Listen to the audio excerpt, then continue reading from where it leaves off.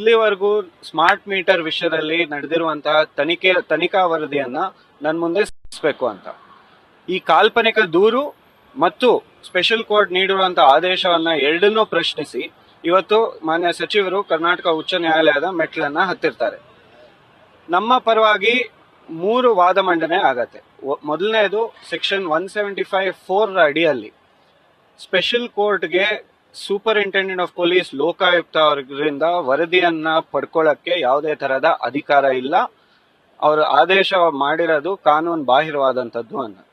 ಎರಡನೇದು, ಕರ್ನಾಟಕ ಉಚ್ಚ ನ್ಯಾಯಾಲಯ ಈಗಾಗಲೇ ಡಾಕ್ಟರ್ ಅಶೋಕ್ನ ಪ್ರಕರಣದಲ್ಲಿ ಗೈಡ್ಲೈನ್ಸ್ ಅನ್ನ ಫ್ರೇಮ್ ಮಾಡಿದ್ದಾರೆ.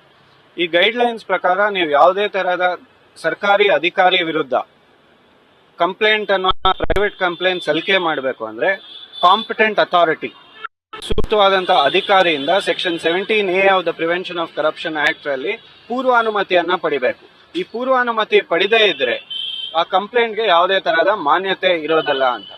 ಸೊ ಈ 2 ವಾದ ಮಂಡನೆ ಮಾಡಿ ಇವತ್ತು ಮಾನ್ಯ ಕರ್ನಾಟಕ ಉಚ್ಚ ನ್ಯಾಯಾಲಯ ನಡೀತಾ ಇರುವಂತಹ ಪ್ರಕರಣ ಸ್ಪೆಷಲ್ ಕೋರ್ಟ್ ಮುಂದೆ ಮತ್ತು ಅಶ್ವಥ್ ನಾರಾಯಣ್ ಮತ್ತೆ ಇತರೆ ಬಿಜೆಪಿ ಶಾಸಕರು ಕೊಟ್ಟಿರುವ ದೂರಿಗೆ ಇವತ್ತು ತಡೆ ಆಜ್ಞೆಯನ್ನ ಕೊಟ್ಟು ಕೇಸನ್ನ ಮುಂದೂಡಿದ್ದಾರೆ.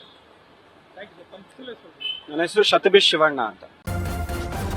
ನ್ಯೂಸ್ ಫಸ್ಟ್ ನಿರ್ಭೀತಿಯಿಂದ ನಿಮ್ಮ ಪರವಾಗಿ.